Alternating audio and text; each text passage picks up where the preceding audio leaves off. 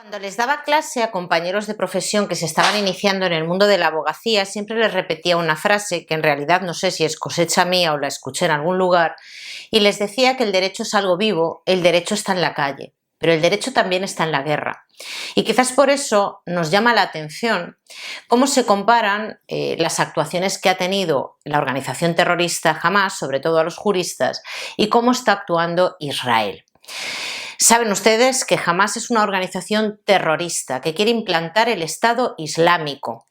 Y bueno, durante el sábado de la semana pasada, en medio de un festival, llegaron en parapente, llegaron en jeeps y mataron indiscriminadamente a jóvenes, a civiles que estaban disfrutando de la música a altas horas de la madrugada, y algunos se los llevaron como rehenes.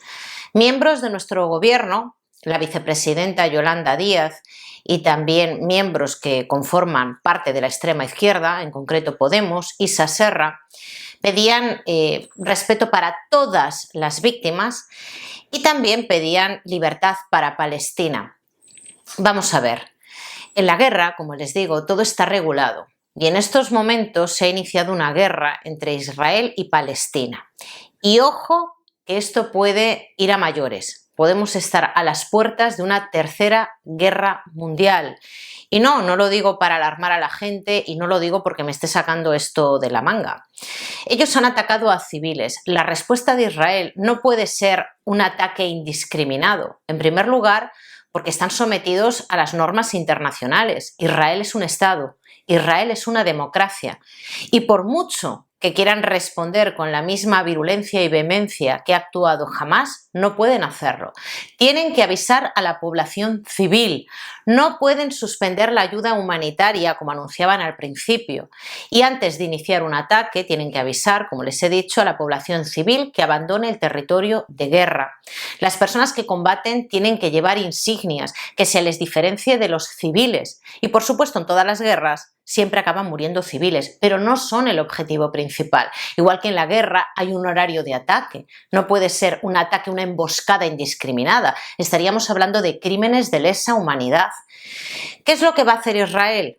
Obviamente ha estado atacando, pero como les digo, tienen que estar sujetos a límites. ¿Por qué les digo la posibilidad de que haya una tercera guerra mundial? Porque hemos visto en Irán celebrando estos ataques de la organización terrorista Hamás, y hay quienes dicen, expertos en geopolítica, que Irán está viéndose beneficiada y está apoyando la actuación de Hamás. Irán tiene armamento nuclear. Cuidado que la cosa se puede poner seria, por eso Israel tiene que actuar con cautela. Dicen que no nos fiemos de lo que vemos a través de los medios de comunicación y yo soy la primera que siempre pongo en cuarentena lo que se dice a través de televisión, pero yo he visto a soldados decir imágenes que ponen los pelos de punta. Niños, dicen que hay 40 bebés decapitados, que han sido decapitados, niños en jaulas. Yo he visto esas imágenes, pero no soy quien para decir si esas imágenes son reales o no. Los niños que he visto en jaulas son niños de entre 3 y 4 años, los que he visto, pero sí que he visto niños en brazos de soldados muertos. Esto es terrible. Esto no se puede justificar de ninguna de las maneras. De ninguna de las maneras. Y no se trata de ponerse de parte de Israel o de Palestina. No se puede justificar. No puede ser que en un minuto de silencio que se haya, fomentado a través del gobierno, no esté Yolanda Díaz y no esté Sumar. O sea, no lo entiendo, señores, no lo entiendo. Y en cambio, cuando se hacen otros minutos de silencio por cuestiones menores, son los primeros en alzar la voz y decir que Vox tiene que estar presente en todos. ¿Por qué en este caso no? ¿Por qué cuando mueren inocentes de un bando que no es el suyo o que pretenden defender, que son los terroristas, no guardan ese minuto de silencio? Me parece deplorable y me parece deleznable. Y por supuesto, siempre que sucede una desgracia, lo siento, pero es que es así. Solo hace falta mirar hacia atrás en la historia más reciente, en los acontecimientos históricos más recientes de nuestro país. Siempre que hay una desgracia, la izquierda se aprovecha de la miseria. Y como no podía ser de otra manera, pues Sumar presentó ayer, ya lo iba a hacer antes, desde luego, o sea, no quiero tergiversar los hechos, pero bueno, ayer Sumar hizo lo que había advertido hacer, presentar un proyecto de ley orgánica para conseguir la amnistía de aquellos que han incumplido la Constitución y que han cometido presuntamente delitos por los que no quieren ser juzgados. Y la ha presentado, el Partido Socialista dice desmarcarse de estas medidas que propone Yolanda Díaz, pero lo cierto es que Puigdemont, desde fuera, ya está marcando la línea y algunas de las medidas que pide Puigdemont ya se han cumplido, como por ejemplo el uso de las lenguas cooficiales en el Congreso de los Diputados, y piden que el catalán sea considerado una lengua oficial en Europa por encima del castellano. Algunas de las medidas a mayores, las tengo aquí apuntadas, es que se les dé a Cataluña 450.000 millones de euros, porque es lo que consideran que España debe a Cataluña, la condonación de su deuda con el fondo de deuda que tiene Cataluña con respecto a España, Hacienda y Seguridad Social propias, traspaso de los puertos de Barcelona y Tarragona, gestión de los aeropuertos del Prat, Reus, Girona y red de cercanías regionales, y el referéndum de autodeterminación, entre otros. Encima, 450.000 millones de euros que les tenemos que dar a Cataluña. Bueno, yo alucino en colores, teniendo en cuenta los resultados que obtuvo Junts per Catalunya en las elecciones municipales y en las generales. O sea, no puedo entenderlo. O sea, estamos hablando de 7 votos y vender España por 7 votos, señores. Por 7 votos. Pues me van a perdonar. Yo es que casi prefiero que el Partido Popular le ceda esos 7 votos, como les decía hace poco en un vídeo, al Partido Socialista, a ver cuál es la opción por la que va a optar o por la que podría optar Pedro Sánchez. Yo creo que continuaría para adelante. Yo creo que continuaría para adelante con Junts per Catalunya. Esto es indignante. Y bueno, quiero hacerme eco de un suceso que ha ocurrido esta madrugada aquí en mi comunidad autónoma, en concreto en la ciudad de Vigo. Y esto es para la gente que dice que la ocupación es un invento de la ultraderecha. Un edificio en su mayoría ocupado ha sufrido, bueno, sufrido, la palabra no es sufrido, porque no ha sufrido. Ha habido un incendio provocado por un individuo que fue echado de ese edificio, también sería ocupa, y ha provocado ese incendio y han muerto una madre y 4 de sus hijos entre 9 y 14 años. Y por lo visto el padre ha podido salvar su vida encaramado a lo alto del edificio con su bebé en brazos. Claro, dicen que es que el invento de la ultraderecha, que la ocupación es un invento de la ultraderecha. Los vecinos han salido a decir que se sabía que ese edificio estaba ocupado de arriba abajo, que habían llamado varias veces a la policía, que la policía no puede hacer nada porque no puede hacer nada, no puede desocupar ese edificio si no tiene una orden judicial sin que haya habido previamente un desahucio. Y claro, los vecinos dicen que no se pudo desahuciar ese edificio, a saber en qué condiciones se encontraba ese edificio, si había material inflamable, qué tipo de actividades se desarrollaban en ese edificio, si era seguro o no. Pero ¿por qué no se podía desahuciar? Porque había menores dentro del edificio.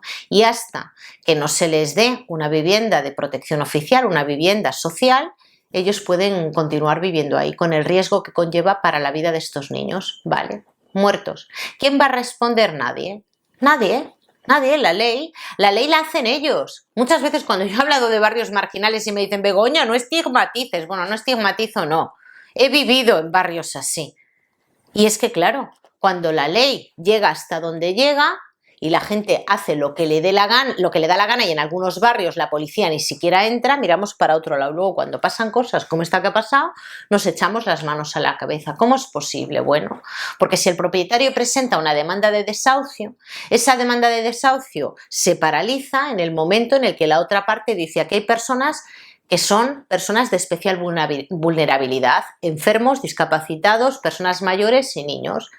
Y entonces, a esos niños ahí, el edificio no se puede desahuciar hasta que esas personas tengan una vivienda. ¿Cuánto tiempo puede pasar? Bueno, pues con la nueva ley de la vivienda puede prolongarse esa medida, prorrogarse hasta 2 años. Claro, pero es que ya no hablamos solo de que el propietario del piso no vea la renta y tenga pérdidas. No, no, estamos hablando del riesgo que para las propias personas que viven en ese edificio conlleva, porque a veces son edificios que están a medio construir, que no son seguros, que no tienen ni siquiera cédula de habitabilidad. Pero a esta gente del gobierno les da igual. Si justifican el terrorismo, si justifican las muertes, que pasan por encima del propio discurso que ellos promulgan sobre el feminismo y demás, ¿cómo no van a defender la ocupación de edificios en ruinas? ¿Cómo no lo van a defender? Pues eso es lo que tenemos, señores, y me parece vergonzoso.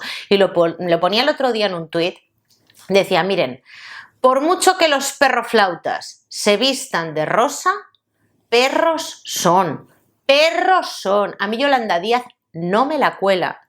Esa mujer militaba en el Partido Comunista de toda la vida. Su gusto por la moda es cuando ha tenido el dinero de los españoles. Antes miren cómo iba, como una perroflauta, como lo que es. Miren cómo defiende el terrorismo. ¿Cómo lo defiende, señores? Sin pelos en la lengua. E Isa Serra lo mismo. ¿Qué necesidad hay de ponerse de un bando o de otro cuando no estamos hablando de España? Estamos hablando de conflictos que están fuera. Otros países han alzado la voz en contra del terrorismo porque al final, como decía un soldado, no se trata de una lucha entre Palestina e Irán, perdón, entre Palestina e Israel. Se trata de una lucha entre la civilización y el horror. Es de lo que se trata, entre la democracia y el terror. Y ahí vamos todos, porque estos no se cansan. Si es que, Begoña, no hables del Islam, Begoña, no hables... Miren, los ataques terroristas que hemos tenido durante estos últimos años, ¿de quiénes son? ¿Son de católicos? ¿Son de personas de Occidente? Pues no, son de allí. Son de allí y no paran, porque es gente que está totalmente fanatizada.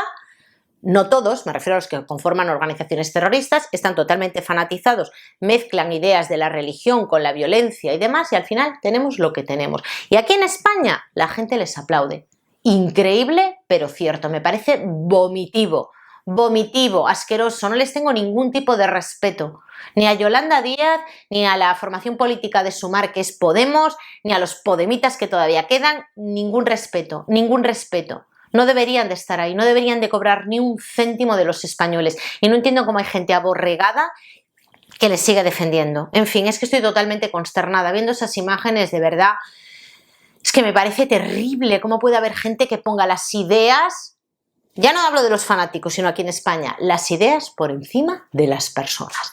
En fin, que lo voy a dejar aquí. Muchísimas gracias por verme y si Dios quiere, nos vemos mañana.